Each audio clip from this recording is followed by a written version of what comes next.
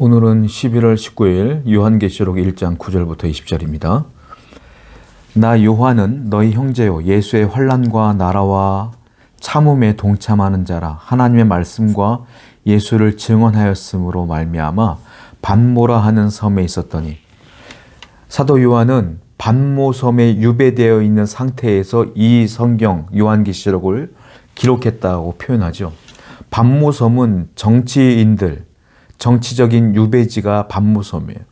그러니까 정치인으로서 나쁜 사람들을 유배시키는 곳이다. 유배가 뭡니까? 격리시키는 것이죠. 그러니까 그들의 논리로 그들은 정의고, 이 요한은 사회에 악을 끼치는 존재인 거예요. 그래서 너는 영원히 격리되라 해서 반모섬으로 격리시켜버린 겁니다. 거기서 그는 환난과 어려움을 당하고 있는 것이죠. 그러면서 요한은 뭐라고 말해요? 나는 예수의 환난과 나라와 참음, 즉 인내에 동참했다, 이렇게 표현하고 있어요. 내가 예수 그리스도를 증거함으로 이렇게 유배까지 당한 것은 예수님의 그 환난, 고난에 내가 참여한 자가 됐고, 그 나라, 하나님 나라에 참여한 자가 되었으며, 주님의 그 인내함에 내가 동참하는 자가 된 것이다 라는 거예요. 우울하거나 왜 내가 예수 믿다가 이런 고통을 당해야 돼? 예수 믿는다고 내가 왜 유배까지 당해야 되는 거야? 원망이나 하나도 없어요. 괴로움 하나도 없어요. 불평불만 하나도 없어요. 저는 이 구절에서 무엇을 느꼈냐면 당당함을 느꼈어요. 그리고 자부심을 느꼈어요. 내가 예수님의 환난에 동참하는 자야. 내가 주님의 나라에 동참한 자야. 나는 자긍심, 자부심, 당당함을 느꼈어요. 그렇습니다.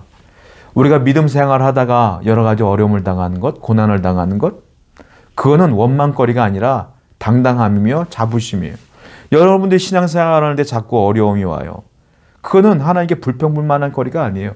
믿음 생활하다가 그런 어려움들이 온다는 것은 내가 잘 믿고 있구나 라고 자긍심을 갖고 더욱더 힘내서 기도하고 주님께 나아갈 때에 하나님의 방법으로 그 모든 문제들이 해결될 것을 믿으시기 바랍니다. 10절입니다. 주의 날에 내가 성령에 감동되어 내 뒤에 나는 나팔 소리 같은 큰 음성을 들으니, 성령에 감동이 되었어요, 요한이. 그런데 갑자기 뒤에서 나팔 소리 같은 엄청난 음성이 들린 거예요. 이 엄청난 음성은 예수 그리스도의 음성이다. 나팔 소리, 성경에서요 나팔 소리가 자주 등장해요. 특별히 구약 성경에서 많이 나오죠. 나팔 소리는 어떤 의미냐면 주의를 환기시킬 때 나는 소리예요. 그러니까 집중시킬 때 나팔 소리가 확 나버리면 사람들이 다른 일 하다가도 그곳을 향하여 집중하게 되지 않습니까? 이것은 무슨 의미냐면 성도의 사명을 얘기해요. 성도는 나팔 소리를 내야 된다 이거예요. 무슨 말이겠어요? 불신자들은 예수님에 대한 관심이 없어요. 구원에 대한 관심이 없어요. 그저 열심히 자기의 것들을 챙기며 살아가는 거죠. 그때 우리가 큰 나팔을 불어야 된다. 예수의 복음을 증거하며 하나님의 나라를 선포하며 그들에게 이목을 집중시킬 만한 나팔 소리를 내야 된다. 그래서 그들의 마음을 바꿔야 된다. 이 얘기예요. 저와 여러분들이 이 사명을 감당해야 된다는 것입니다. 어쩌면 가까운 데서부터 여러분들의 가족 가운데, 또는 여러분들의 지인 가운데, 동료 가운데, 친구 가운데 여러분들이 하나님을 알지 못하는 자들에게 나팔을 불어서 그들에게 하나님의 복음을 증거할 수 있는 지혜와 용기가 여러분에게 있기를 축원드립니다. 12절입니다.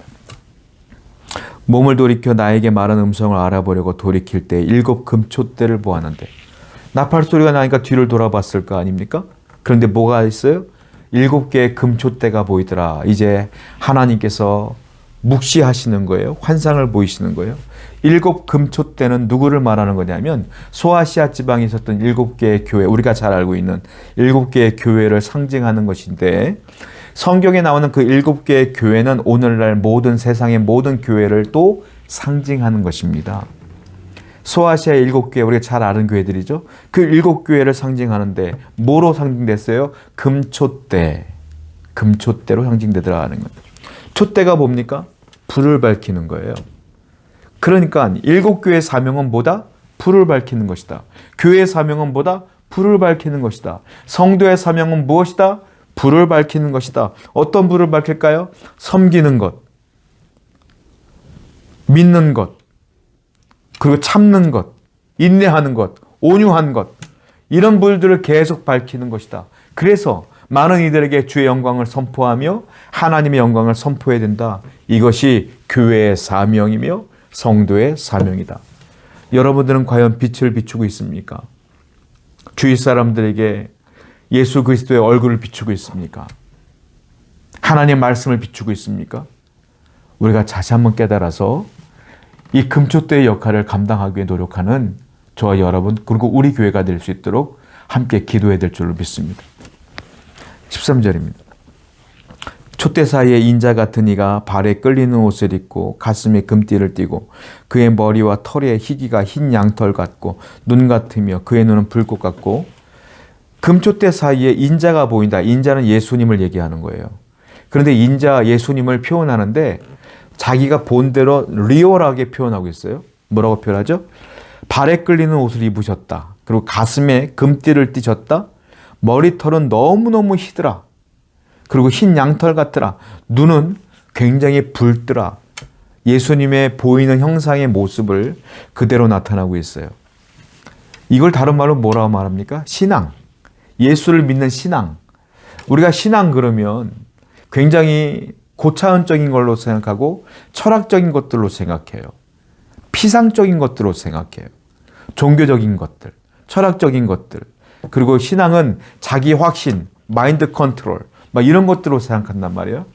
전부 다가 신앙은 보이지 않는 것이라고 생각해요. 근데 이 요한은 예수님을 표현하는데 마치 본 것처럼 사람의 모양인 것처럼 리얼하게 표현하더라라는 것이죠. 신앙이 이거예요. 신앙은 뭡니까? 우리가 비록 예수님을 눈으로 보진 못했으나 믿음으로 보는 거예요. 믿음으로 만난 것처럼 보는 거예요. 리얼하게 보는 거예요. 하나님을 보지 못했으나 내 인생을 주관하신 하나님을 경험하는 거예요. 체험하는 거예요. 그리고 진짜 존재한다는 걸 믿는 거예요. 마치 내 옆에 누가 있는 것처럼 그 사람을 보는 것처럼 실체로 믿는 거예요. 실체로.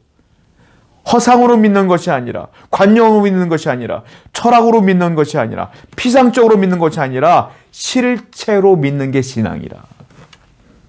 여러분들은 어떻게 예수를 믿습니까? 그냥 종교로 믿습니까? 관념으로 믿습니까? 신화로 믿습니까? 무엇으로 믿나요? 실체로 믿으셔야 돼요.